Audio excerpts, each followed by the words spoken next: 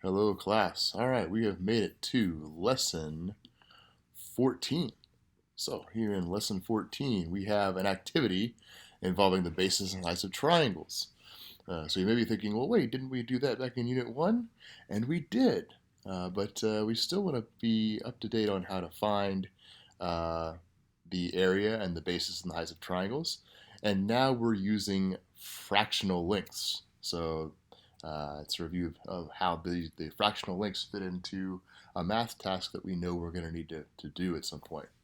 All right, so if you look at the first item here, it says that the area of triangle B is 8 square units. Find the length of B. Well, okay, so we need to go back to the warm up and our prior knowledge of how to find the area. Where does this 8 come from? And remember, you can think about it in a couple of different ways. You can think about it in terms of it being base times height. And then I like to say that we're going to take that base times height and then we're going to divide it by 2. Okay? But now the exact same idea, the exact same thing can be shown with the following. You can say that it is 1/2 times base, times height. Okay, so these mean the same thing. Okay, base times height divided by 2, or 1/2 base times height. So I'm going to show you how it would look if you thought about it either way to solve the equation. So to help figure this out for me, what worked for me, what may not work for everyone, is that I looked at this and said, you know what? I know that if I take the base times height, then at the end, whatever that is, I've got to cut that in half. I've got to divide that by 2. So if I look here, I know that, okay, the base we don't know, right? So we can call that an unknown. We can say that it is B, okay? Base times the height. The height in this case is 8/3. So the base times 8/3 equals something. And whatever it equals, we've got to divide it by 2 and then end up with 8. So let's think, what number, when we divide it by 2, gives us 8?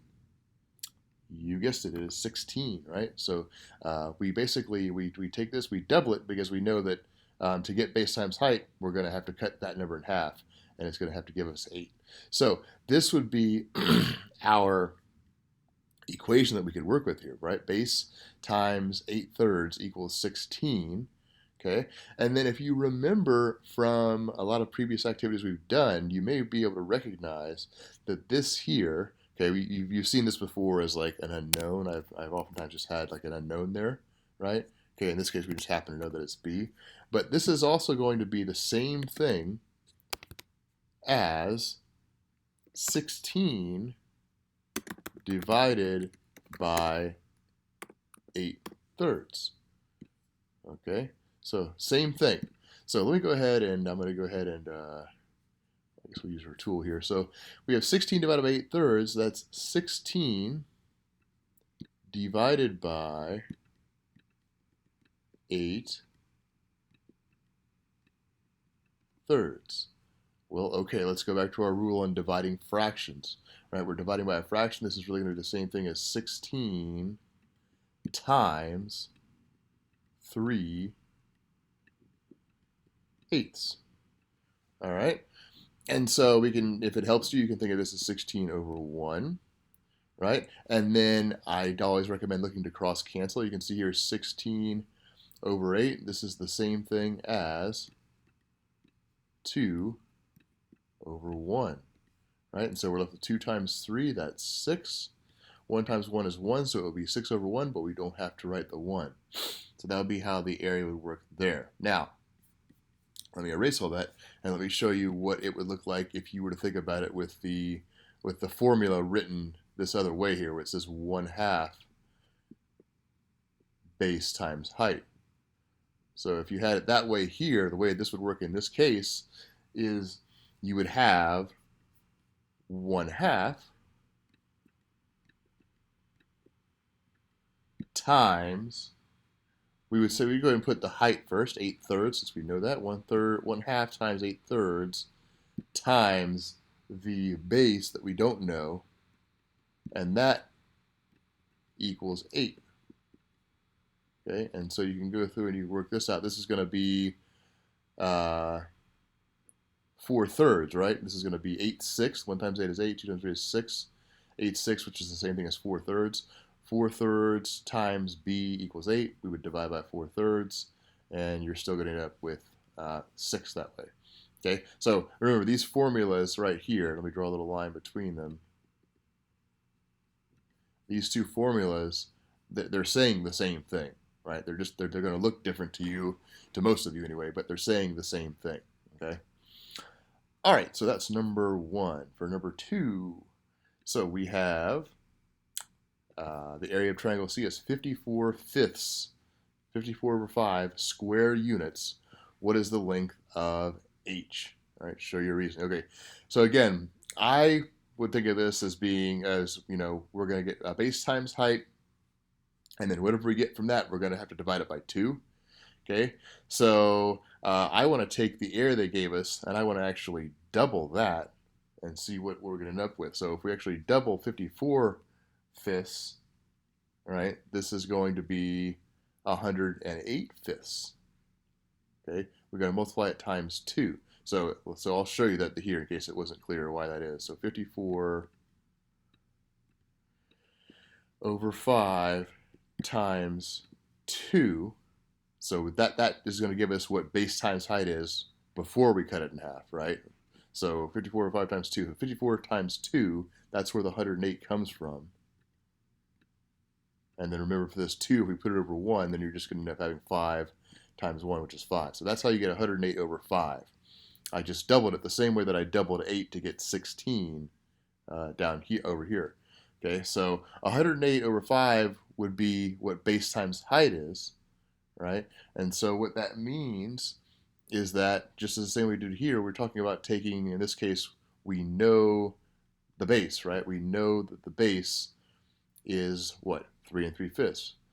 So it's 3 3/5. All right, and then that's going to be, I'm sorry, so yeah, 3 3/5 times, okay, the unknown, which is the height. That's going to equal 108/5,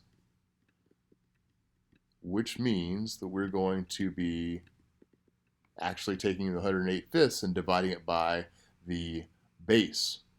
108/5 divided by 3/5. All right, so let me go ahead and erase a little bit here to give you some space. Okay, so we are talking about taking 108/5 and dividing it by 3 3/5.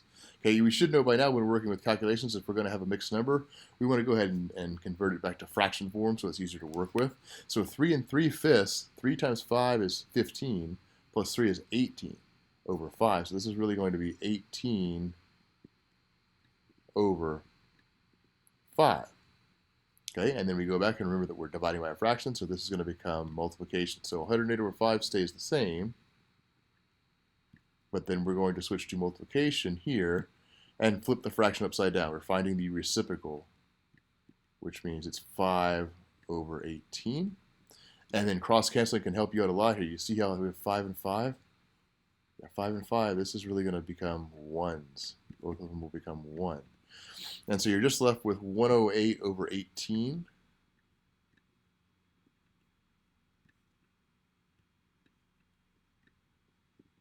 And we have to see how many times does 18 go into 108. I will work with you on figuring this out through long division if you would like, but for the purpose of this video, I'm going to let you know that it is 6. Okay, so isn't that funny? Whoops, that was odd. So the missing piece in both of these just happened to be 6 for both of them, right? So that's kind of interesting. All right.